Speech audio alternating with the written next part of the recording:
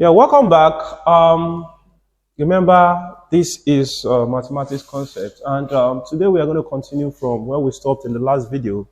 The last video we took question 1 and 2. The first question was GP, and the second was a binomial expansion.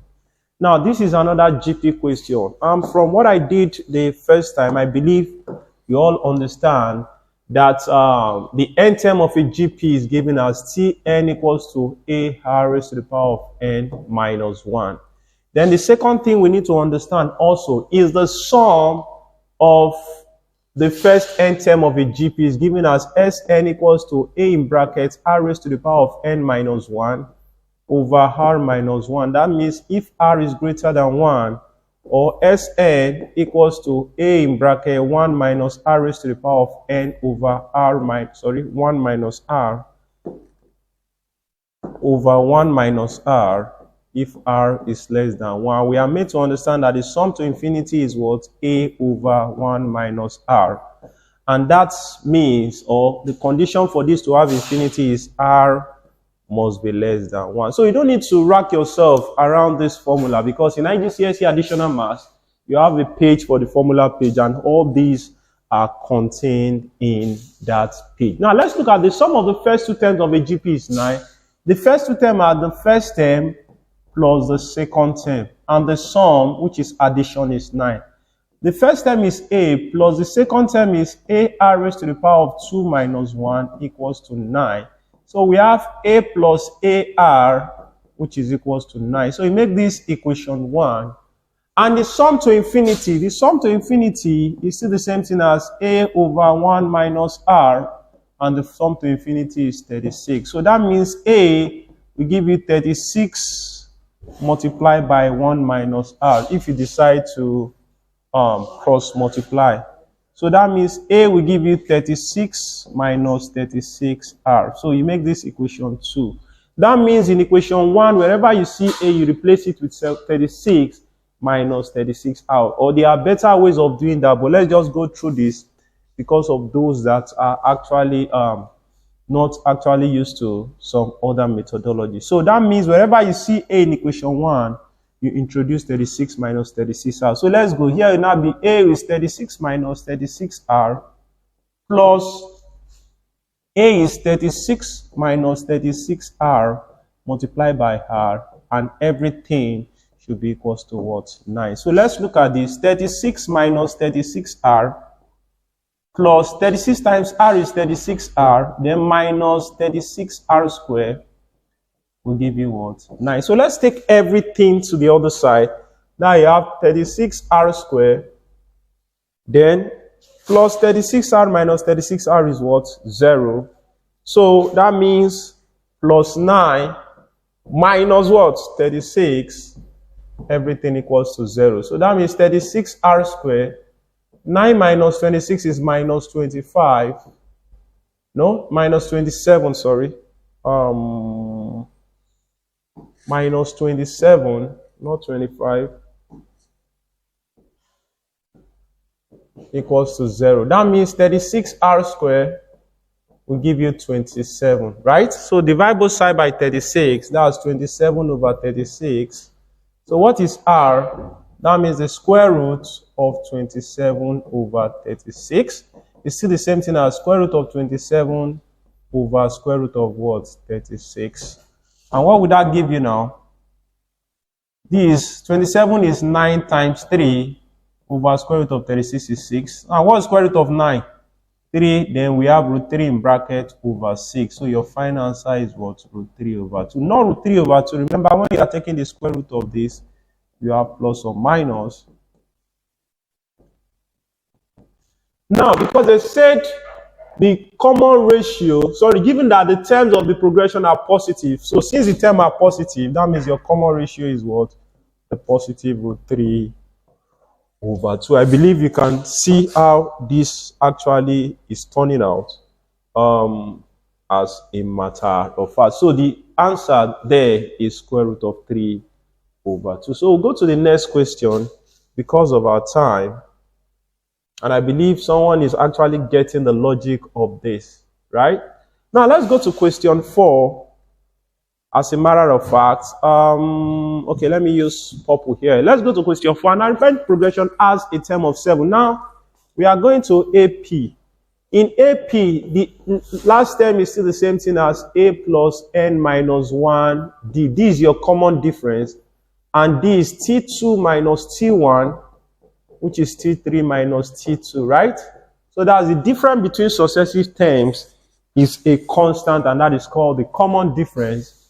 And, okay, so here now, we have, and the sum of the first n term of an AP is what? N over 2, 2a plus n minus 1, everything D, or Sn will give you n over 2, a plus tn, right? As I said earlier on, you don't need to wrap your head around this. As far as additional math is concerned, the formula page will be given to you. Now, they said an arithmetic progression has a first term of 7. So A is 7, and the common difference is 0.4.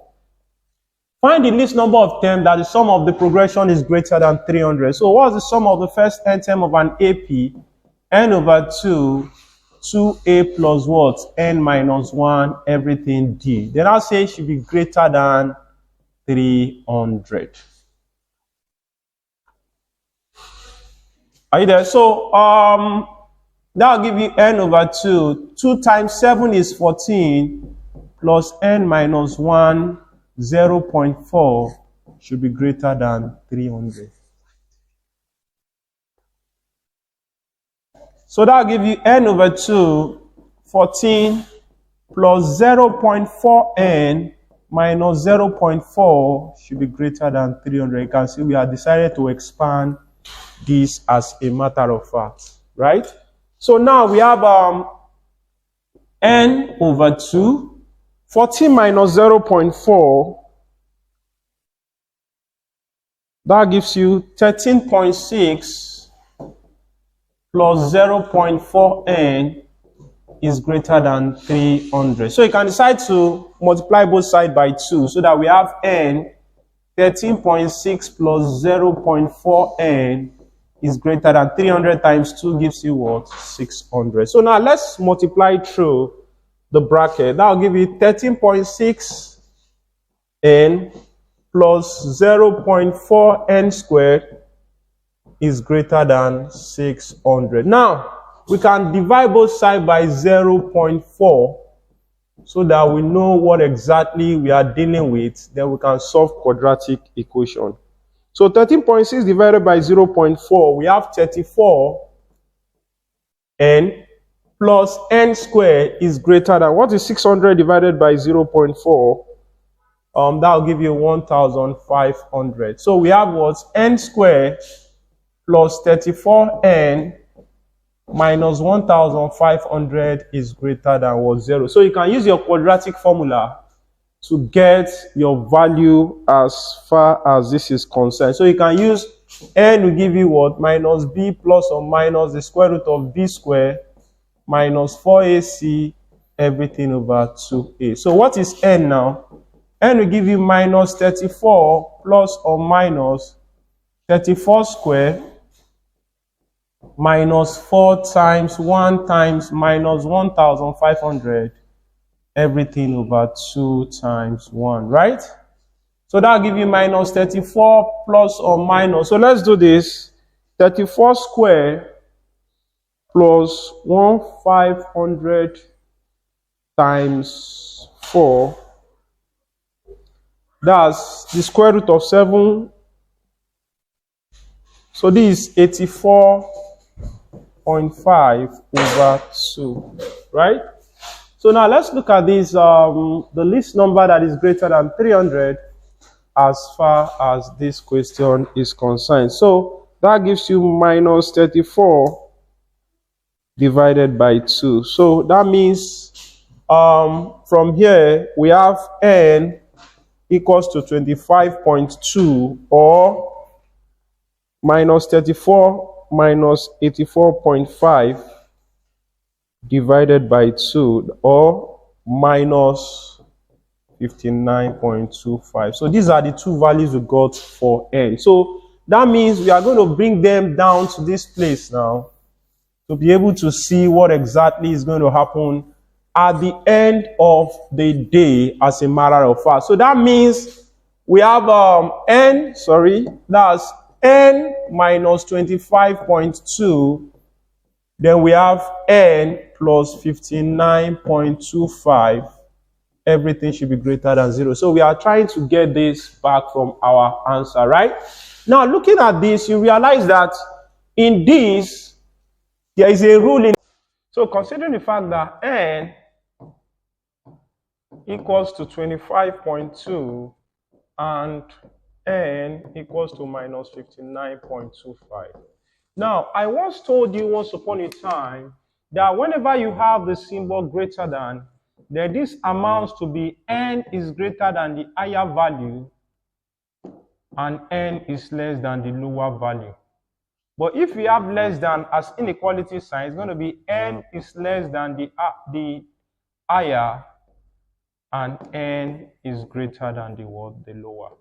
Or you can put it the higher or the lower is less than n, which is less than the higher. So based on this, that means we cannot have our final answer as n is greater than 25.2, but this is negative, so it cancels out. So this is our final answer. No, so if n is greater than 25.2 and n it's natural number, that means n is going to be what? 26. So to a great extent, the least number of terms here is going to be 26. Thank you very much for your time. Till I see you again in the next video, do have a wonderful day. Bye, bye, and bye.